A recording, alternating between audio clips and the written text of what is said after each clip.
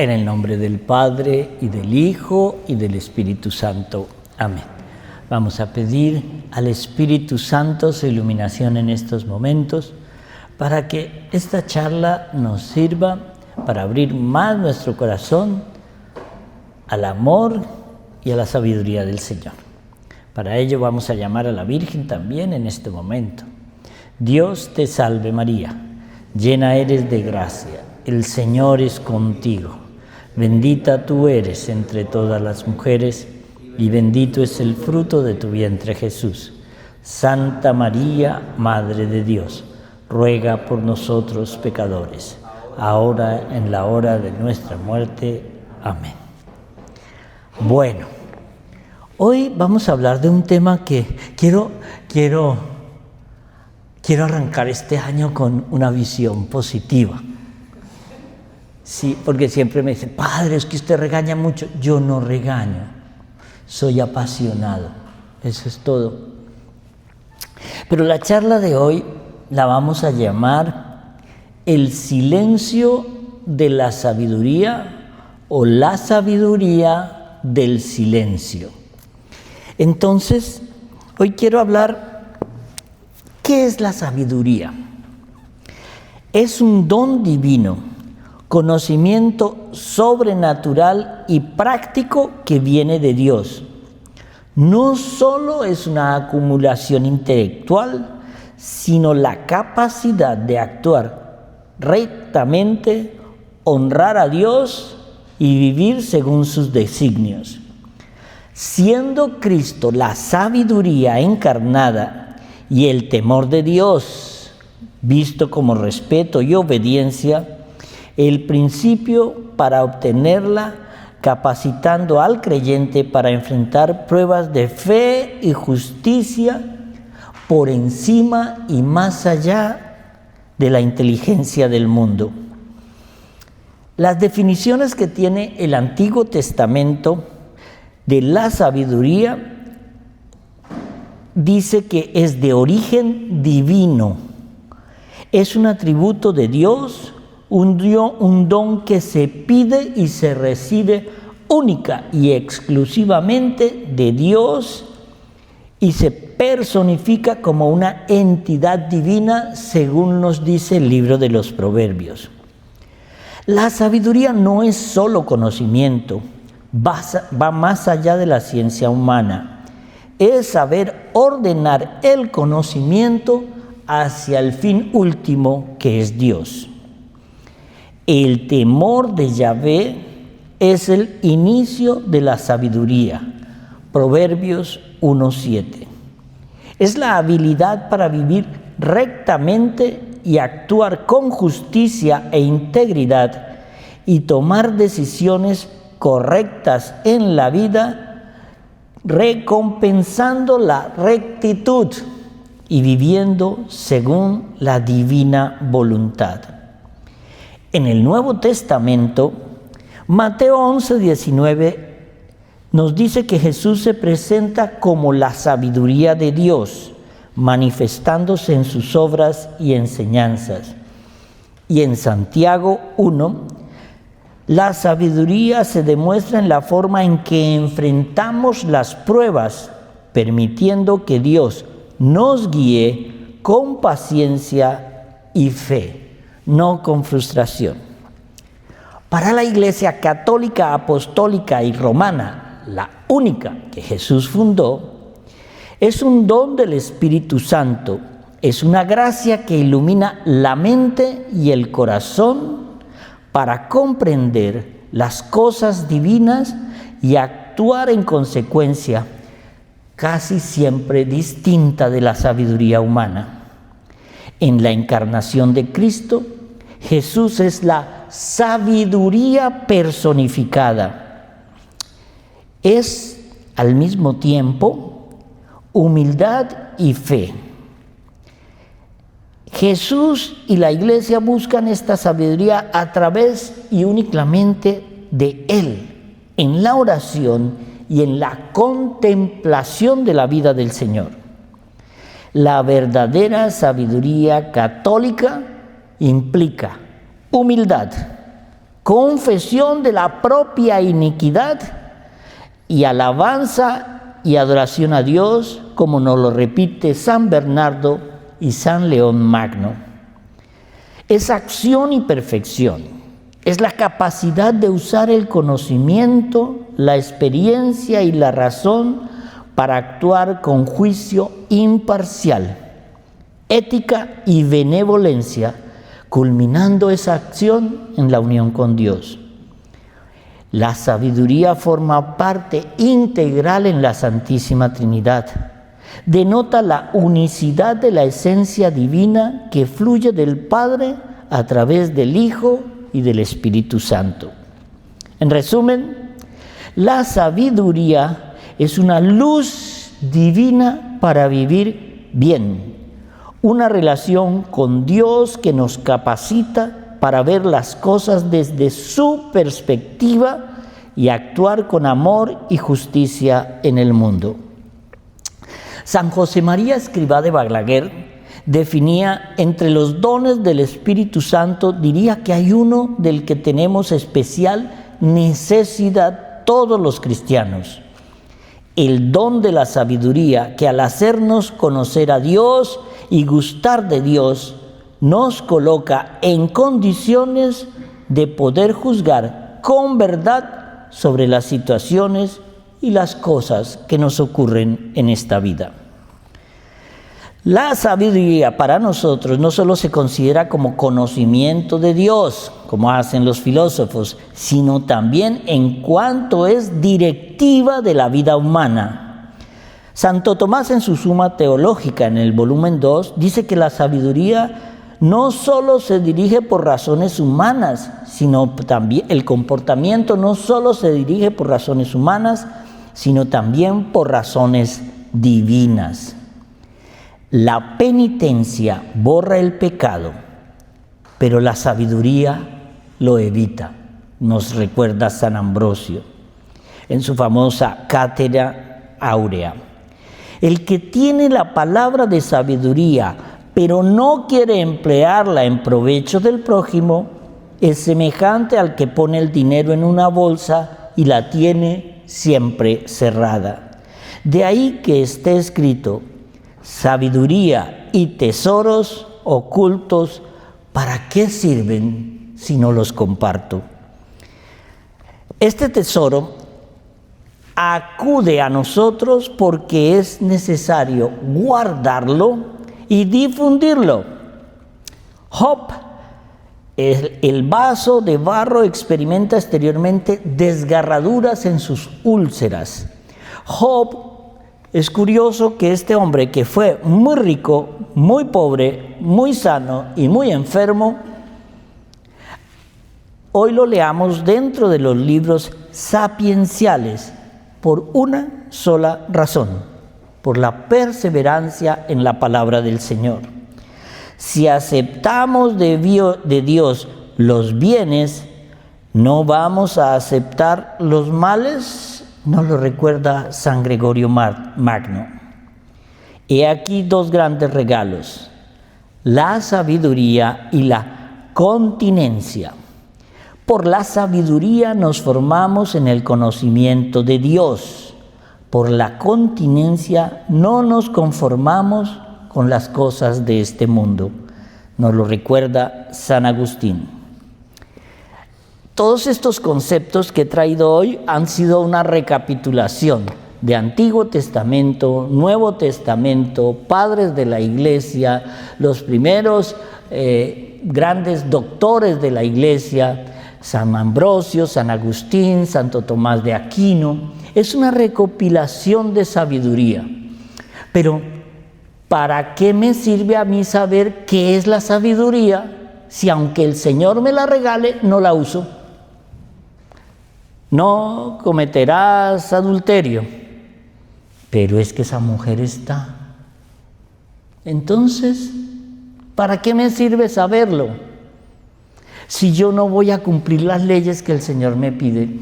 Y aquí, por ejemplo, yo venía hacia acá y había preparado una charla sobre el principio de esta sabiduría, como evitar la ira. Y me acordé, ¿se acuerdan eso que les cuento cuando yo estaba antes en el mundo y que se me atravesaba alguien en la autopista y yo sencillamente, sin bajar el vidrio, le echaba una bendición, pero yo no era ni cura ni soñaba ser cura? Y la persona inmediatamente cambiaba su actitud, como diciendo, no, perdón, fue... Y yo lo que estaba diciendo dentro de mí es, descanse en paz, desgraciado. Pero, ¿cómo cambia eso? Ahora soy cura. Sigo haciendo lo mismo porque la forma de dar la bendición es la misma. Pero claro, cuando lo ven a uno con el clerimán, ya es el doble de, muecas y perdón y todo eso. Y yo ahora les digo, que el Señor te dé su paz. Ya está. ¿Sí ve cómo cambia el concepto? Lo vamos a entender ahora. Los apóstoles eran dignos de oír los misterios por el profundo respeto que les inspiraba la sabiduría de Dios. Estando como estaban en recogimiento de la virtud, lejos del tumulto de los malos pensamientos, es, como decía San Jerónimo, se percibe la sabiduría. Jesucristo es la plenitud de la sabiduría. San Atanasio nos recuerda algo, porque Dios no quiso ya ser conocido como en los tiempos anteriores a través de sombras, imágenes de sabiduría, sino que quiso que la auténtica sabiduría tomara carne y se hiciera hombre y padeciese la muerte de cruz, la más horrible muerte del mundo, para que en adelante todos los creyentes pudieran salvarse por la fe en ella.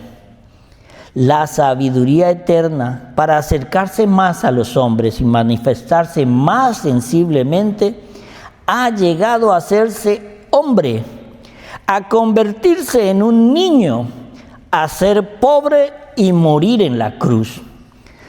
San Alfonso Griñón de Montfort decía que hablamos siempre de Él, hablamos de sabiduría, Él es la sabiduría, Él es la virtud, pero no nos importa romper la virtud. Cuando nosotros entendemos esto, es cuando empezamos a cambiar en algo y entender una palabrita. No estamos solos en el camino de la vida.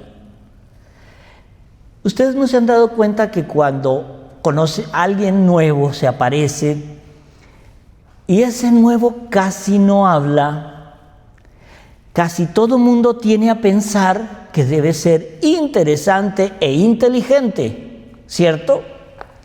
Pero cuando habla, demuestra lo tarado que es. Por eso es mejor estar callado. Entonces, aquí viene algo bien interesante. ¿Cómo nos sirve la sabiduría para diferenciar nuestros sentimientos de nuestro razonamiento y fe? Y aquí entramos de nuevo a los estoicos. Me encanta esa filosofía. Lástima que empodere tanto el yo. Pero recordemos, los estoicos fueron un movimiento filosófico que nace en Grecia y es llevado hacia el sur de Israel, y muchos creen que ese pensamiento estoico influyó mucho a los esenios, que se van a instalar al sur de Jerusalén, frente al Mar Muerto, y forman esa escuela de los esenios. Y esa escuela de los esenios es donde va a pasar muchos años San Juan Bautista, porque él va a vivir en el desierto cerca a Qumran, y los textos de Qumran han sido escritos por los esenios, que datan de entre el siglo IV y III antes de Cristo. Y aquí es cuando empezamos a mirar entender que el pecado no es malo porque Dios lo prohíba, sino que Dios lo prohíbe porque es malo. principio básico de nuestra fe, de los mandamientos. Si el Señor te dice no robar, no es malo porque el Señor lo haya prohibido, sino que sabemos las consecuencias a las que nos lleva el pecado de robar. Aquí hay algo muy bien, muy lindo. Entonces aparece esa sabiduría y se nos revela en el silencio. El Señor se revela en el silencio de nuestros corazones. Y ese silencio hace que nos aislemos un poquito. Los sentimientos de ira, por ejemplo, aparecen cuando lo que ocurre en nuestras vidas no coincide con los planes de nuestras vidas. Y es la impotencia ante la situación que no podemos cambiar lo que nos empieza a llenar de ira. La ira nunca resuelve un problema, lo empeora. La ira es peor que la lesión que la provoca. Mire, yo veo mucho cuando me meto a ver cosas, siempre salen accidentes o cosas provocadas por la ira en la carretera. Últimamente vemos que la ira en la carretera en los Estados Unidos se está disparando a unos niveles. La I-95 rumbo norte a la 1 de la mañana se vuelve un peligro, porque ahí ya han matado 4 personas en los últimos 4 meses. Alguien va, lo cierras, pin, y lo matan. Si eso es aquí, donde hay cámaras, ahora entendemos en nuestros países lo que está significando la ira. Y es por eso, porque en la ausencia de Dios, en la ausencia de sabiduría, la ira se convierte en el pecado capital por excelencia hoy por hoy. Entonces, hay una anécdota muy bonita que decía que cuando Séneca fue traicionado por un amigo, y Séneca es uno de los padres del estoicismo, decía que el problema no es la traición del amigo, el problema es cómo yo reacciono a la traición del amigo. Esas son 2 cosas diferentes. El problema muchas veces de la ira es que no coincide con mis planes.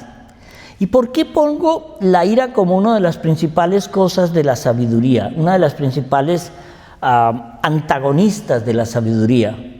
Porque la ira es el resultado de no tener sabiduría. Es sencillo. Entonces,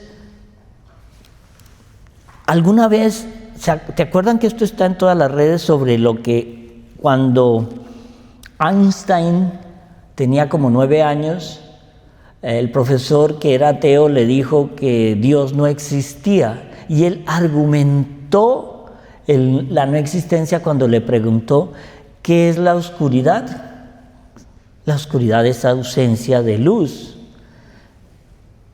¿Qué es el vacío? Es la ausencia de materia.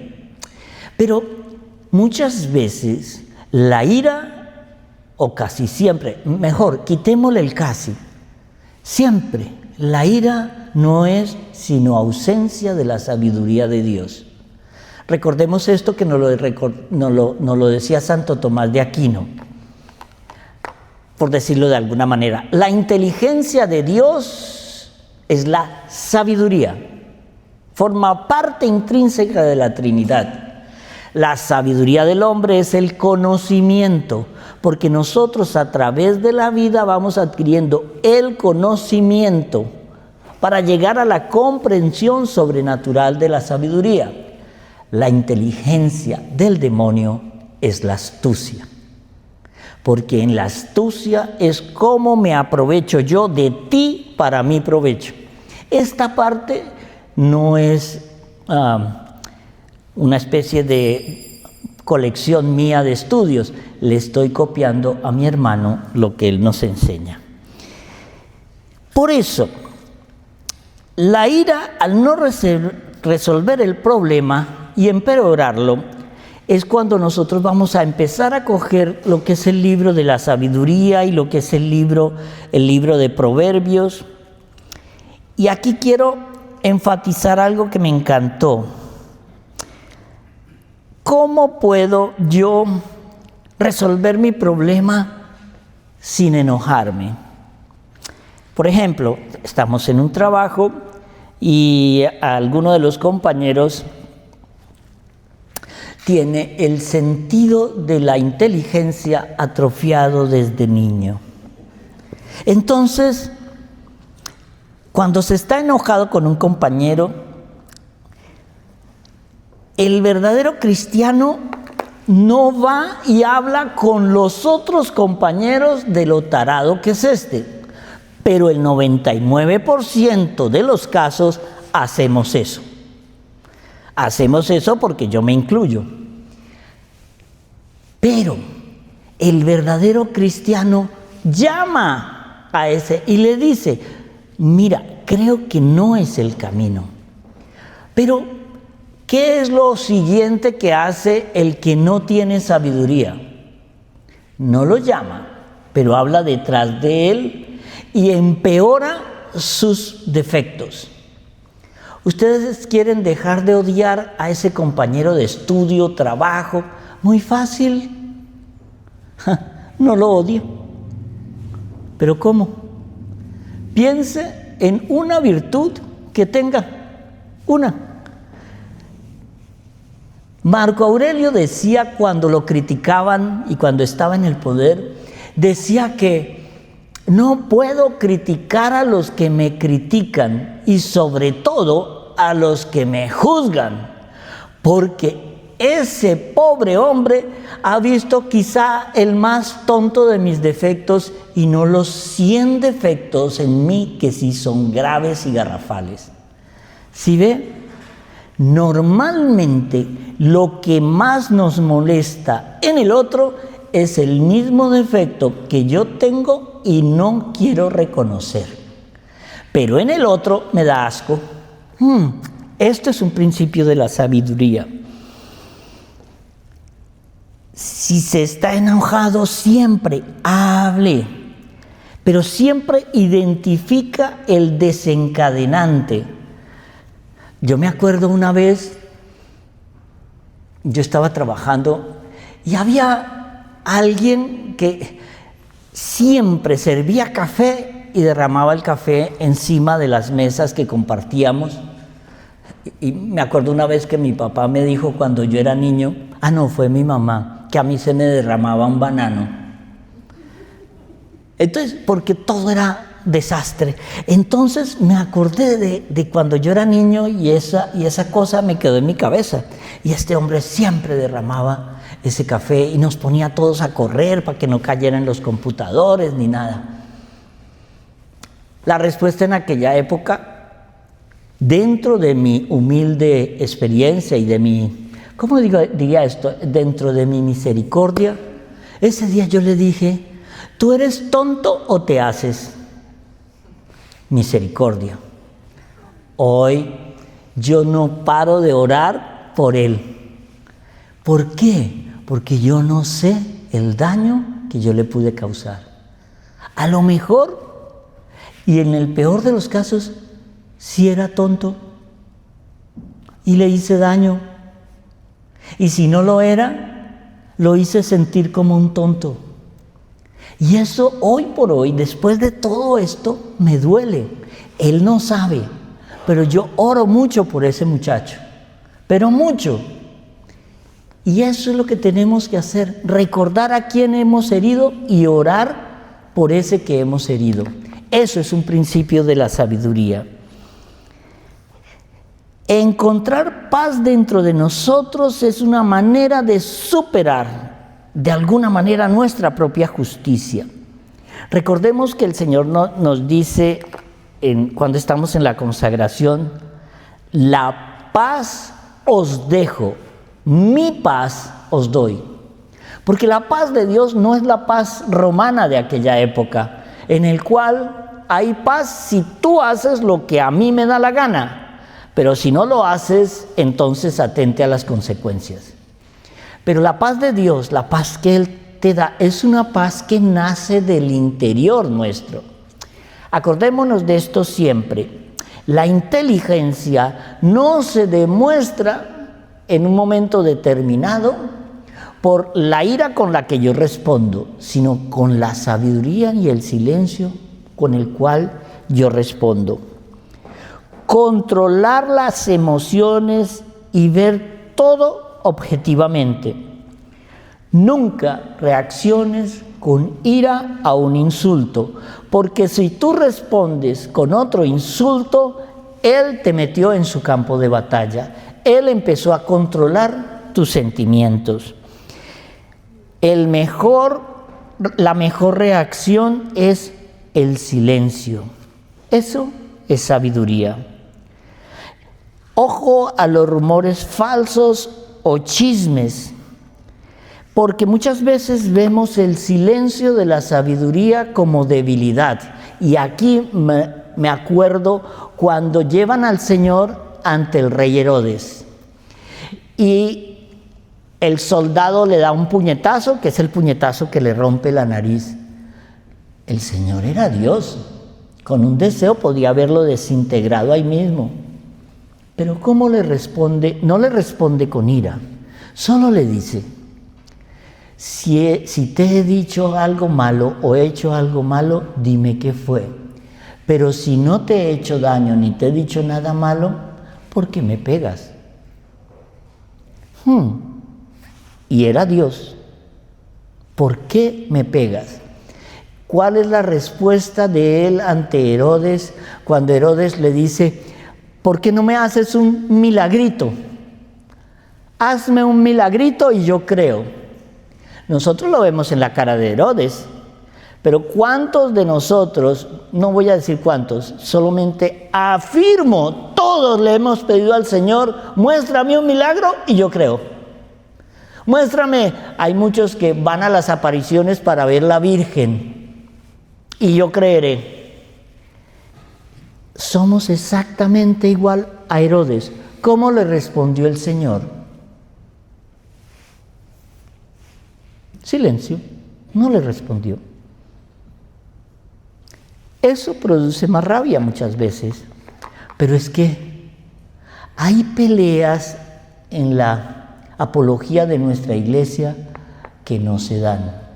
Hay peleas que cuando usted ve que esa plática está perdida, sencillamente el silencio enseña más.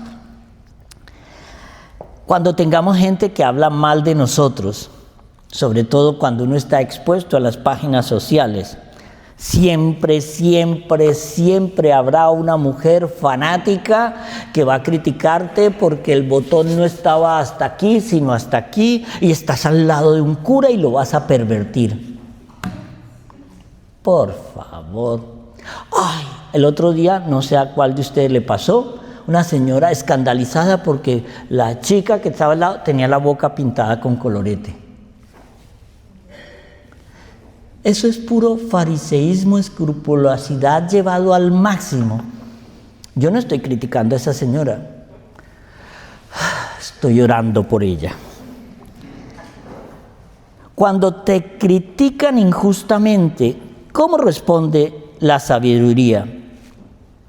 Como decía Epicteto, él no conocía mis otros defectos. Ese defecto que él está usando como chisme es un defecto que él escuchó de otros. Venga aquí, aclaremos esto. Todo lo que digas será usado en tu contra. ¿Te acuerdas que cuando llegan y te detiene un policía, hay alguien aquí a quien la haya detenido un policía? No, levanten la mano todos. ¿Qué es lo primero que te dicen? Tiene derecho a guardar silencio. Todo lo que diga podría ser usado en su contra. Los abogados cogen eso muy fácil. Quítale el podría. Será usado en tu contra. No importa lo que digas, todo será usado en tu contra. Entonces, es cuando la sabiduría nos enseña que el silencio bien administrado nos da el tiempo suficiente para reaccionar. Hablamos también de la pérdida. La pérdida de un ser querido, la pérdida de un trabajo, la pérdida en una quiebra, la pérdida. La sabiduría nos dice, no te preocupes, todo es temporal, todo. El otro día, una chica me contaba la gran vergüenza que significó para ella a los 7 años un día en el colegio que se hizo pipí encima, porque no la dejaron ir al baño. Ella fue tanta su vergüenza que se hizo cambiar de colegio. Hoy, cuando ella ya tiene muchos años, no les voy a decir que está sentada aquí ni nada de eso. Entonces, no miren a Verónica del Valle. Es la primera vez que no fue ella. Pero cuando ella lo cuenta hoy, lo cuenta con una anécdota de chiste. Es un chiste para ella. Se burla de sí misma. ¿Y no les parece lindo que esa manera de enfrentar ese chisme contra ti, dimensionado en la historia, pierde toda su importancia? Dice: cuídate a sí mismo, sé amable y compasivo contigo mismo, pero cuando te elogien, mantente en silencio. ¿Qué quiere decir esto? Porque hay muchas veces que la gente me dice: ay, padre, estuve escuchando las charlas suyas en YouTube, y yo siempre le contesto: coja oficio. Es una manera jocosa de, a mi manera, agradecer. Y la gente siempre dice: no, pero padre, es que me gusta oírlo. En realidad yo estoy diciendo para que él siga soltando elogios. Porque el elogio desarma. El hecho de que alguien te diga: no, es que tú eres una persona muy amable, muy cordial, muy misericordiosa y todo eso, te desarma. Entonces, ojo con los elogios. Casi todas las cosas buenas que te dicen en la cara, no las sienten. Una vez estaba yo a la salida de una misa, no voy a decir que fue en Our Lady of the Lakes, pero estaba yo era el párroco ahí. Salió de la misa una señora y dice: ay, padre, me encantó su homilía. ¿Y de qué trató? Bueno, no me acuerdo, pero me encantó. Y en ese caso, felicite al padre Álvarez, porque él fue el que celebró la misa y dijo la homilía. Si ve el despiste, es puro relleno. ¿Cuál es la mentira más grande que yo encuentro entre las mujeres? Cuando se encuentran en un centro comercial o en un restaurante, y la primera palabra que dicen es: ay, pero ¿cómo estás de flaca? Y está así. Sí, y tiene esos vestidos apretados que parece una rellena mal amarrada. Pero bueno, la mentira. Ojo con los elogios, porque te desarman. Muchas veces, cuando te dicen algo de elogios, más bien permanece en silencio. ¿Sabes por qué? Porque San Jerónimo decía: date el espacio para que opere tu humildad, para que opere aquello que no debemos tocar, que es el ego. ¡Wow! El ego. Y aquí vamos para allá. Muchas veces nos vamos a encontrar siempre con mares de ignorancia. El cristianismo nos ayuda a luchar en la ambigüedad. Ambigüedad es el concepto mundano para decir: no sé qué va a pasar conmigo. Ahí es cuando opera la divina providencia, confiar en la divina voluntad. El miedo y la ansiedad sobre todo, es el miedo proyectado al futuro. Porque yo no me doy cuenta de que no confío en Dios. Sí, Señor, yo confío en ti, yo confío en ti, yo confío en ti, pero quítale el pero. No, confía. Es el momento de la adoración en el Santísimo cuando vencemos la ambigüedad y la incertidumbre del futuro. Hay que aceptar que no sabes todo. Cuando yo acepto que no tengo control sobre lo que me pasa, es cuando empiezo a ser humildes. Hay un pensamiento que a mí siempre me gustó, que está en el libro de la imitación de Cristo, de Tomás de Kempis. Y él siempre decía, ¿qué haría Jesús en esta situación? Si yo fuera Jesús, yo soy Jesús. ¿Qué haría Jesús? Pero no qué haría yo en el caso de Jesús, que eso es lo que nos pasa siempre. ¿Qué haría yo si tuviera el poder de Dios para actuar como Jesús? No. ¿Qué haría Jesús en mi lugar? ¿Cómo trataría a esta persona que me humilló? Acuérdense que cuando alguien los humilla, los está humillando desde su debilidad, no desde la tuya. Entonces, aquí nos dice Santo Tomás, ejercita la racionalidad, pero actúa desde la fe. Esto es profundo. Ejercita tu racionalidad, pero actúa desde la fe. Otro punto importante para adquirir la sabiduría es ser agradecido. En un mundo lleno de información falsa, siempre tenemos que dar espacio a la reflexión. Ayer me llamaba una amiga mía muy querida, angustiada porque habían dado un golpe, uno de los militares dio un golpe de estado en Venezuela, que habían disparos, trompetas, aviones. No, esta vez sí miren a Verónica del Valle.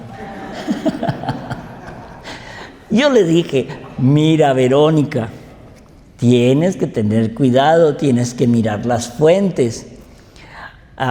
Y entonces es como, estamos en un mundo donde todo es mentira. Los medios de comunicación, mentira. Si vamos a ver qué hay detrás de lo que pasó en Venezuela, nadie sabe lo que hay detrás. Eso se nos ocultará siempre. Todo es mentira. Había un tipo tan mentiroso, que inclusive las palabras y pero eran mentira.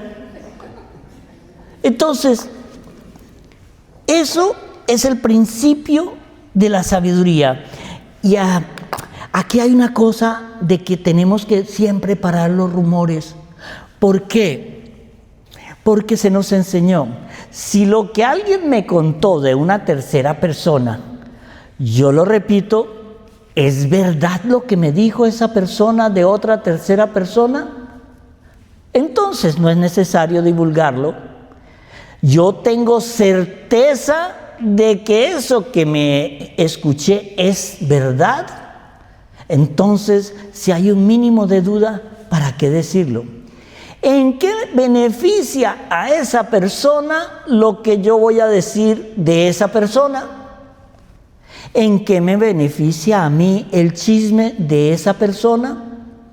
¿Y en qué beneficia o daña a la otra persona? Es mejor estar callado. No nos volvamos en parlantes de lo imbécil. El silencio de la sabiduría es un signo de fuerza, porque la información falsa no debe afectar los principios básicos de nuestra fe. Cuando vemos en los medios de comunicación que es que la Iglesia Católica hizo esto en el siglo XV, la Iglesia Católica hizo aquello, la Iglesia Católica hizo... Usted escudriña el libro y verá que todo forma parte de un mito. La Iglesia Católica siempre asistirá al funeral de sus enterradores. ¿Dónde están todos los que han enterrado la Iglesia Católica durante siglos? Enterrados. ¿Dónde está la Iglesia Católica hoy? Más viva que nunca. Nunca la Iglesia Católica había sido tan grande como ahora. Débil entre los mayores, pero los jóvenes están recobrando y tratando de rescatar la fuerza. ¿Por qué? Porque San Agustín nos enseña. Fuimos creados para Dios y nuestra alma siempre buscará a Dios y solo descansará cuando encuentre a Dios. ¿Sí ven la diferencia? El silencio es clave cuando las cosas no son claras en nuestra vida, porque el silencio se vuelve así el signo espiritual de la sabiduría.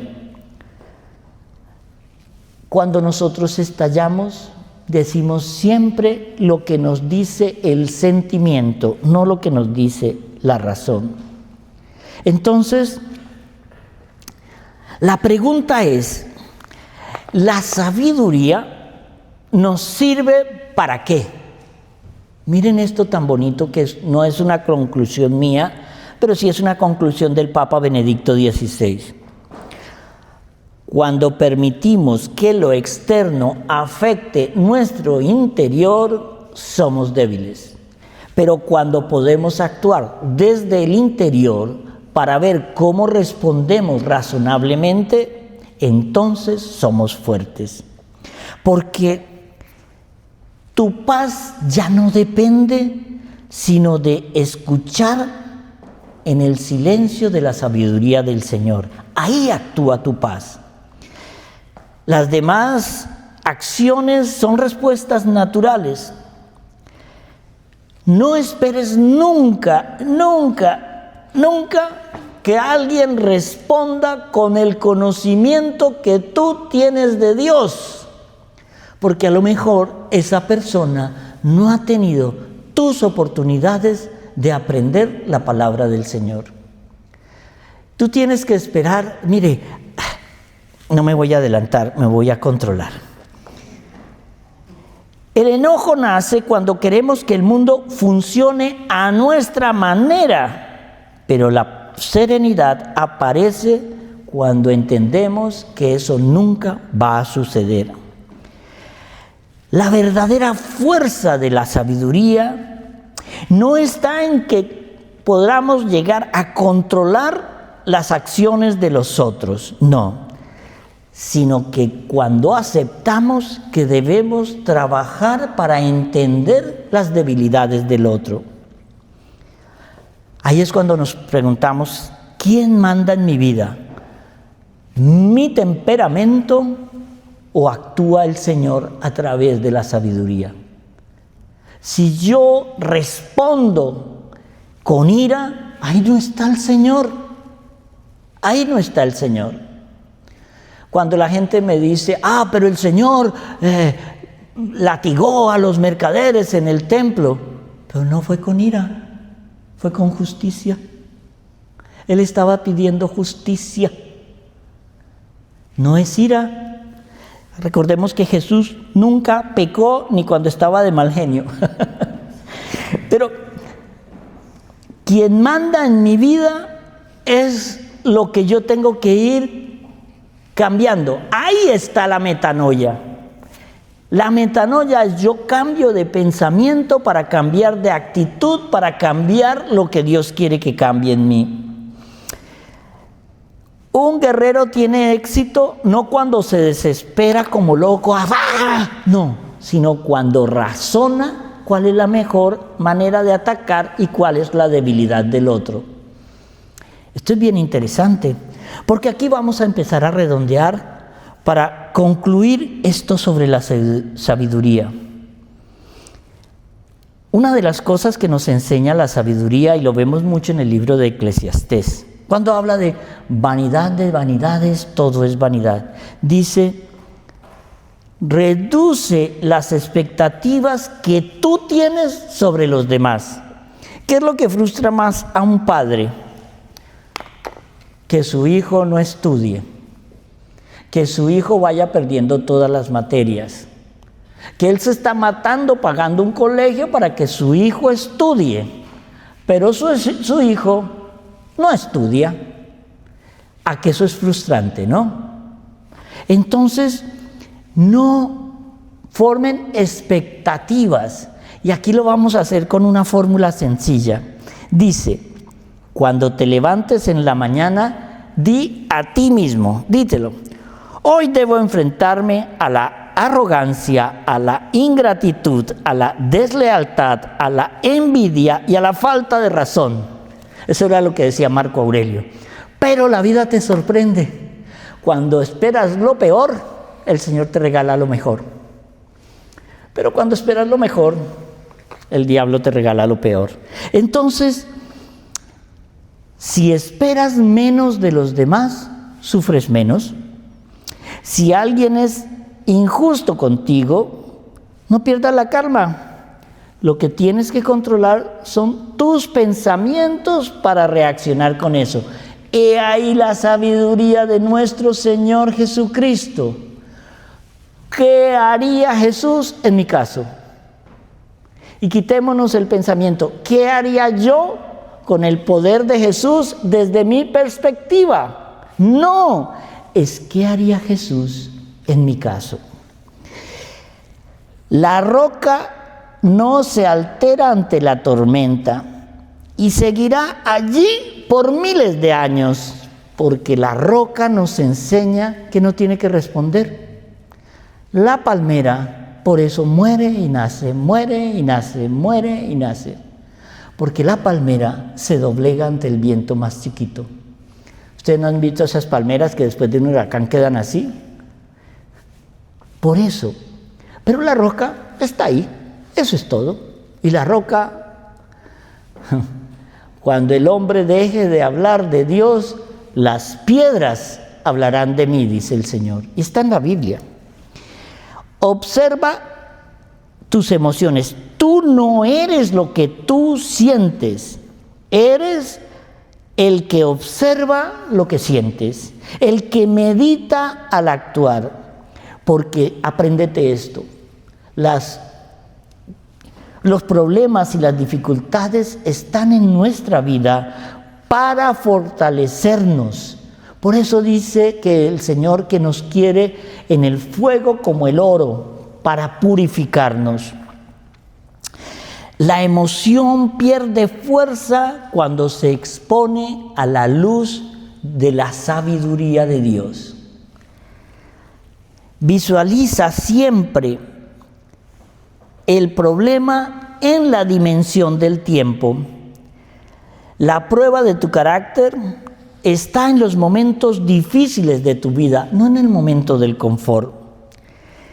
Y aquí es cuando aparece la gratitud al Señor, porque en la gratitud a Dios se enaltece nuestra humildad, porque sabemos que solos no podemos, es Él quien actúa en nosotros, es en nuestra debilidad donde Dios demuestra su fuerza. Es en nuestra humildad y silencio en la sabiduría cuando el Señor te dice cuál es la respuesta adecuada para llevar. Hay una cosa que nos enseñan también los estoicos. Dice: pon ese problema que estás teniendo hoy en la dimensión del tiempo. ¿Por qué? Porque nos damos cuenta que el 95% de las cosas que nos preocupaban hace 20 años nunca ocurrieron. Pero nos preocupó, nos quitó el sueño, nos atormentó, pero nunca ocurrieron. ¿Por qué? Porque no confiamos en el Señor, no confiamos en su sabiduría. Él no permite nuestras tribulaciones para dañarnos. Él permite nuestras tribulaciones para fortalecernos en la fe, en la confianza que tenemos que tener ante Él. Los problemas de hoy se van a ver pasajeros en el tiempo. Y siempre, la adversidad no es el roble, es la reacción a la adversidad lo que nos hace fuertes. Y en la adversidad aprendemos 3 cosas: paciencia, humildad y templanza. Y siempre cuando tengan un problema grave, siempre piensen, ¿cómo puedo salir de este problema más sabio, más digno de la gloria de Dios? ¿Cómo puedo darle a Dios más gloria con mi sufrimiento? No es renegando, es aprendiendo. Y haz del no enojarte un elogio mental. Cuando una situación te avasalle y te atormente, es la sabiduría de Dios la que se está revelando en ti. El enojo se vuelve entonces en una elección, no en una condena. Yo puedo elegir y debo elegir no enojarme. La calma se convierte en esa sabiduría, en una forma de poder. El respeto y la admiración de los demás creen cuando viene ese problema grave y tú estás estoico respondiendo con sabiduría, pero la sabiduría de Cristo, no la sabiduría del mundo. Siempre que tengamos un problema, pensemos en la fugacidad de la vida, pero cuando tengamos una alegría, pensemos en la fugacidad de la vida. Cada segundo enojado nunca volverá. Cuando un ser querido muere, esa pregunta viene como un tormento. Mire, yo que estoy trabajando bendiciendo a gentecita que ya está muriendo, el común denominador de la gente es el complejo de culpa cuando dice, yo sí quería a mi mamá, pero nunca se lo dije. Yo había peleado con ella, yo le había dicho que por qué, yo peleé con mi papá, pero papá, yo sí te quería. Eso dispara el complejo de la culpa en la muerte de un ser querido. Ustedes no saben ni se imaginan el dolor que tiene cuando alguien pierde a un ser querido, no haber aprovechado las oportunidades de decirle cuando lo tenía aquí, te amo. No lo imaginan. Eso lo escucho yo todos los días. Nunca le dije a mi hija que la amaba lo suficiente. Nunca abracé a mi abuela lo suficiente cuando ella me pedía un abracito y yo le decía, no, abuela, no, deje así. ¿Por qué esperar la muerte para poder decir y tirarse en un ataúd de madera cuando allá no hay nada? ¿Por qué no aprovechar ahora y decirle sabiamente, yo sí te amo, papá, sí te amo, hijo, sí te amo, abuela, sí te amo, suegra? Cada emoción es una oportunidad para fortalecernos. La ira siempre señalará tus límites. La tristeza siempre señalará tus apegos. El miedo siempre señalará tus inseguridades. Dios no permite tus tribulaciones para quitarte la calma y destruirte. Lo hace para pulirte. Es donde lo aprendido de la palabra del Señor se pone a prueba. Aquí venimos a teorizar la palabra del Señor. Fuera de las puertas de la iglesia es cuando quiero y tengo que demostrar que aprendí lo que era la palabra del Señor. El cristiano hace que todo lo transforme en el amor de Dios. No te quejes de lo que sientes. Míralo todo siempre desde el pensamiento de la sabiduría de Dios. Cuando yo llamo a la sabiduría de Dios, para opinar de algo, normalmente esa sabiduría me dice, cállate. Cuando yo estoy llamando la sabiduría del Señor, primero uso la razón y me expreso con fe. Y la fe implica humildad, la fe implica templanza, la fe implica paciencia, pero sobre todo, la fe tiene que implicar el amor por el prójimo. Tomar lo que amenaza con derribarme es diferente cuando yo lo uso para levantarme. La verdadera libertad no está nunca en cambiar a los que nos rodean, sino en transformarme yo para decirle al Señor, yo cambio, ayuda a mi hermano, ayuda a mi prójimo. Yo cambio, yo acepto y yo guardo la sabiduría del Señor en mi corazón. Aprendamos una cosa, no podemos transformar a nadie, al que sí podemos transformar es a nosotros mismos. Y es desde el pensamiento de nosotros mismos cuando yo empiezo a expresar la pura sabiduría de Dios, cuando el que me rodea entiende esa sabiduría con esa palabrita linda, Él sí me ama. Que el Señor los bendiga.